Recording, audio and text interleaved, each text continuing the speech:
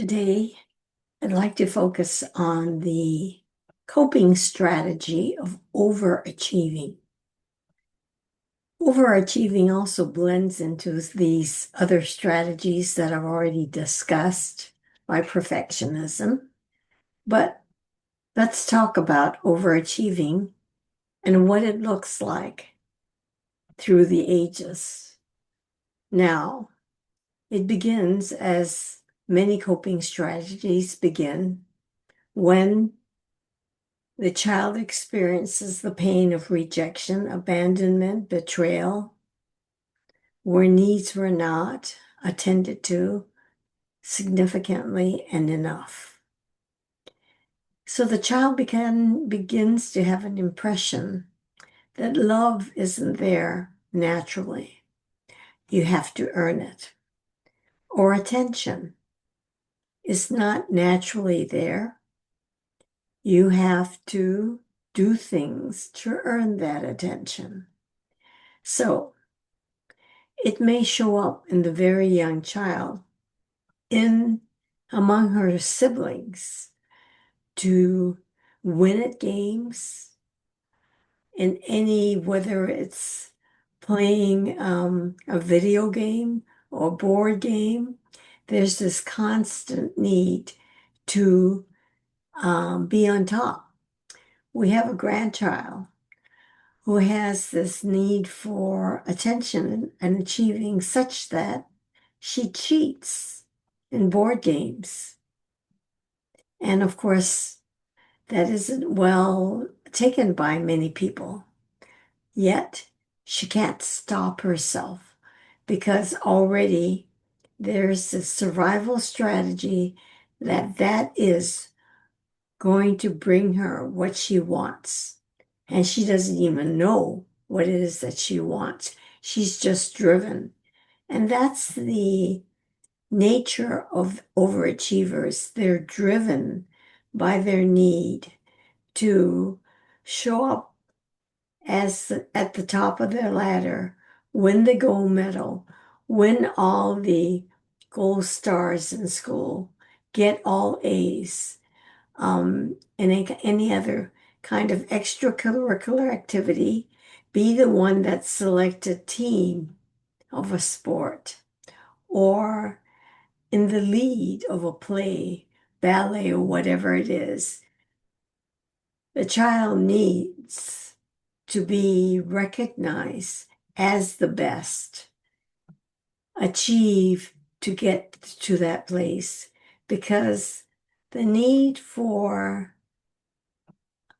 attention, approval is driven by the need for love, which is not conscious. All they know is they have to make it. So as they go to school in the later years, being on all the sports or any kind of activity, chess club, drama, debate, anything, so that they can achieve and prove that they are worthy. At work, same thing. They work tirelessly. They're always busy because they can't let go any opportunity to get that approval, to be recognized as the best, and that pressure to succeed is undeniable. They cannot do anything about it. They're just driven. So the more the adult is driven by this need to achieve, the more exhausted she becomes. Because it's just not one thing that needs to be achieved, it's everything. Any responsibility that she has or an opportunity out there, she needs to volunteer and shows that she can do it very, very well. What's important about this is that it drives the adult mercilessly So, despite the awards achievement, because it's unsatisfied need, there's no stopping.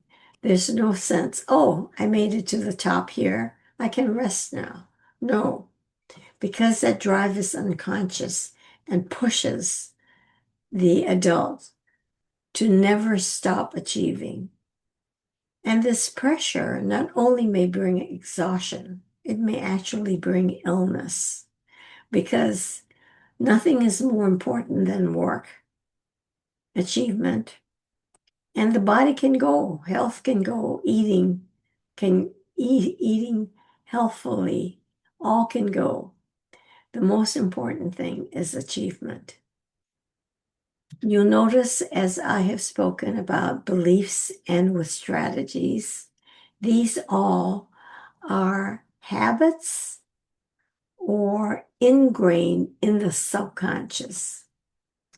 So that's why often people don't recognize that they are being driven by this overachieving pressure. And even if they did recognize that they can't stop, it's not that they become aware of it and they can then stop. Because these come from childhood wounds that haven't been healed.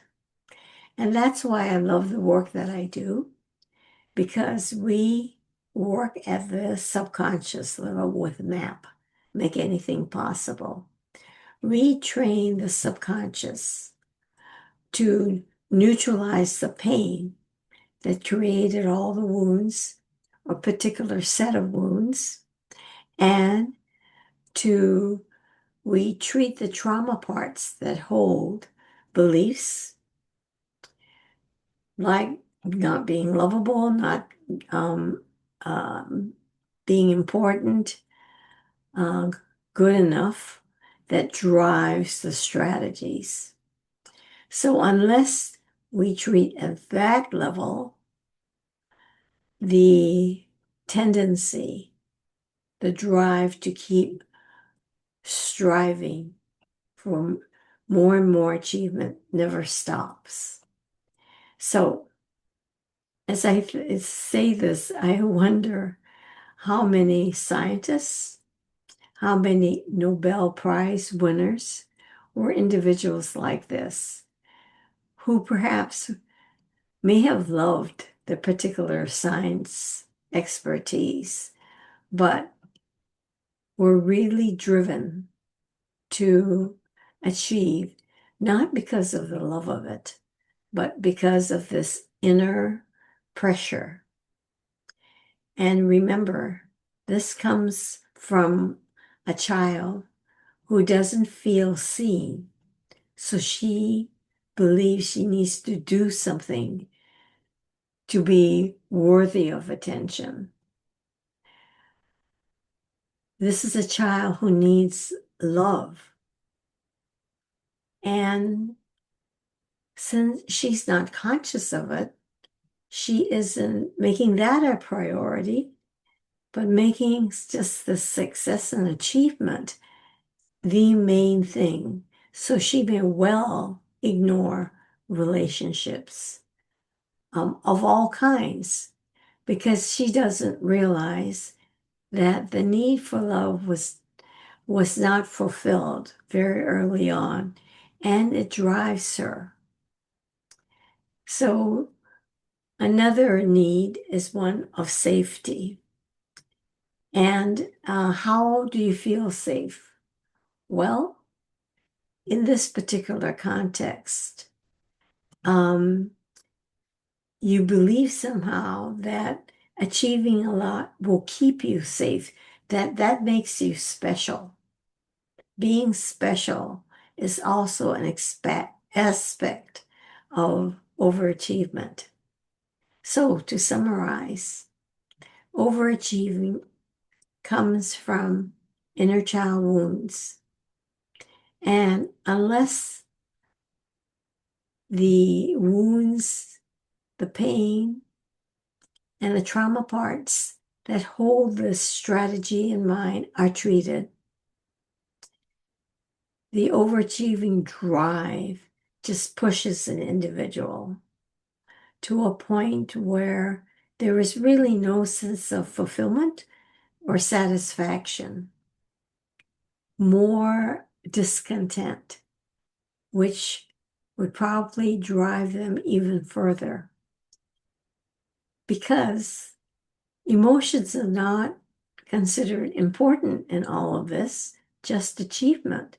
So they have no way of gathering and growing an emotional stability or intelligence to support all the efforts being made. So that's all I have to say about overachieving. If you have comments, I welcome it. If you have questions, they are also welcome. Thank you for being here.